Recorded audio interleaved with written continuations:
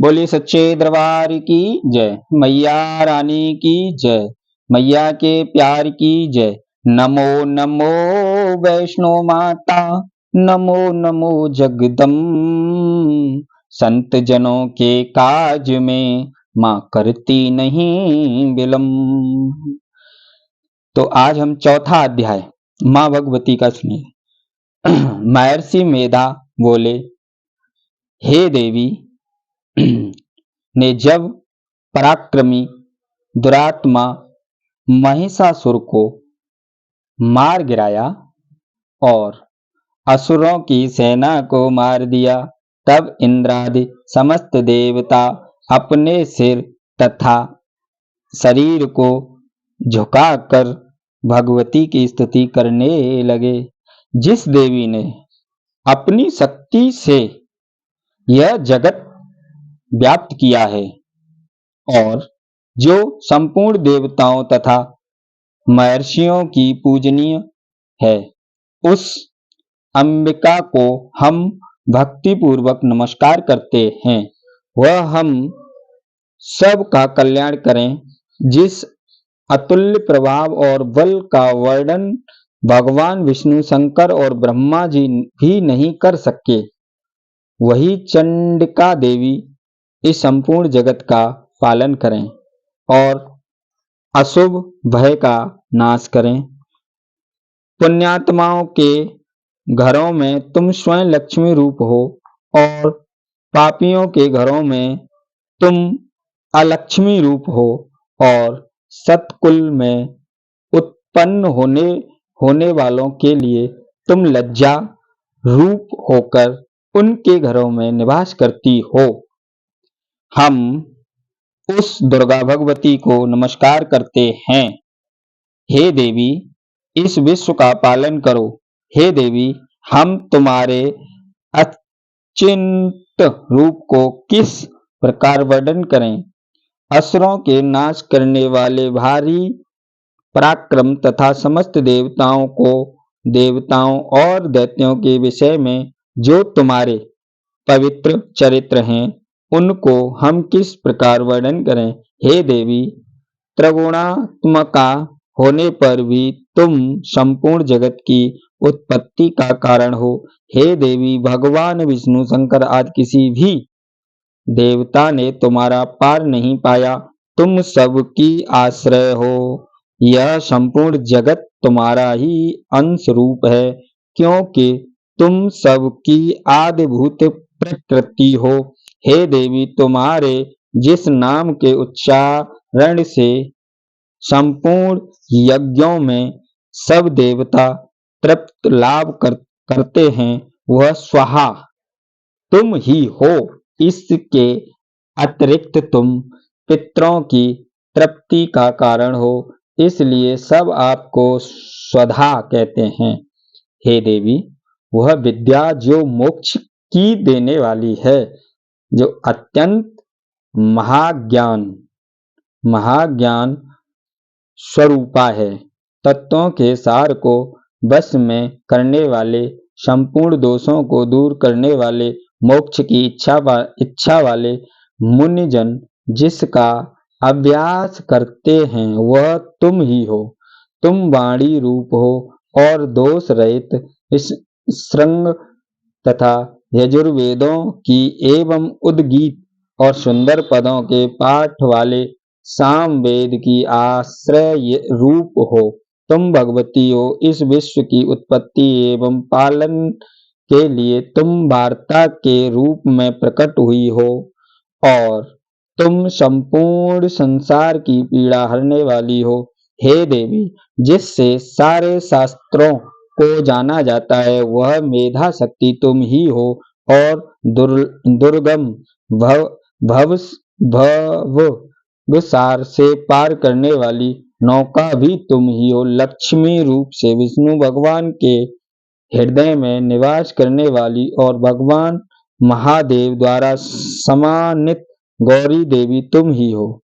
मंद मुस्कान वाले निर्मल पूर्ण चंद्र बिंब के समान और उत्तम सुवर्ण की मनोहर क्रांति से कमनीय तुम्हारे मुख को देख कर भी महिषासुर क्रोध में भर गया।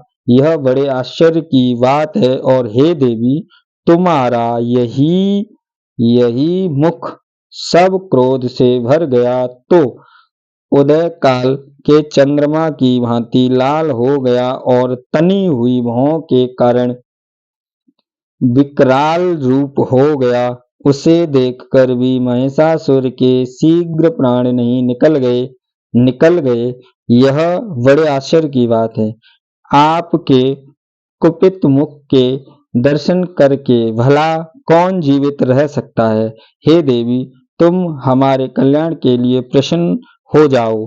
आपके प्रसन्न होने से इस जगत का अभ्युदय होता है, और जब आप क्रुद्ध हो जाती हैं तो कितने कितने ही कुलों का सर्वनाश हो जाता है। यह हमने अभी अभी जाना है कि जब तुमने महिषासुर की बहुत बड़ी सेना को देखते देखते मार दिया है। हे देवी, सदा अभ्युदय प्राप्त प्रताप देने वाली, तुम जिस प्रकार प्रसन्न हो जाती हो, वही देश में सामान्यता होते हैं। उनके धन और यश की वृद्धि होती है। उनका धर्म कभी शिथिल नहीं होता है, और उनके यहाँ अधिक पुत्र पुत्रियां और नौकर होते हैं। हे देवी, तुम्हारी कृपा से ही धर्मात्मा पुरुष प्रतिदिन श्रद्धा पूर्वक यज्ञ करता है और धर्मानुकूल आचरण करता है, और उसके प्रभाव से स्वर्ग लोक में जाता है। क्योंकि तुम तीनों लोकों में मनवांछित फल देने वाली हो। हे माँ दुर्गे, तुम स्मरण करने पर संपूर्ण जीवों के भय नष्ट कर देती हो, और स्थिर चित्त वालों के द्वारा चिंतन करने पर उन्हें और अत्यंत मंगल देती हो। हे दारिद्र दुख नाशिनी देवी, तुम्हारे सिवा दूसरा कौन है। तुम्हारा चित्त सदा तुम्हारा दूसरों के उपकार में लगा रहता है। हे देवी, तुम शत्रुओं को इसलिए मारती हो कि उनके मारने से दूसरों को सुख मिलता है, वह चाहे नरक में जाने के लिए चिरकाल तक पाप करते रहे हों, किंतु तुम्हारे साथ युद्ध करके सीधे स्वर्ग को जाएं, इसीलिए तुम उनका वध करती हो। हे देवी, क्या तुम दृष्टपात मात्र से समस्त असुरों को वह भस्म नहीं कर सकती। अवश्य ही कर सकती हो, किंतु तुम्हारा शत्रुओं को शास्त्रों के द्वारा मारना इसलिए है कि शस्त्रों के द्वारा मर कर वे स्वर्ग को जावें। इस तरह से हे देवी, उन शत्रुओं के प्रति भी तुम्हारा विचार उत्तम है।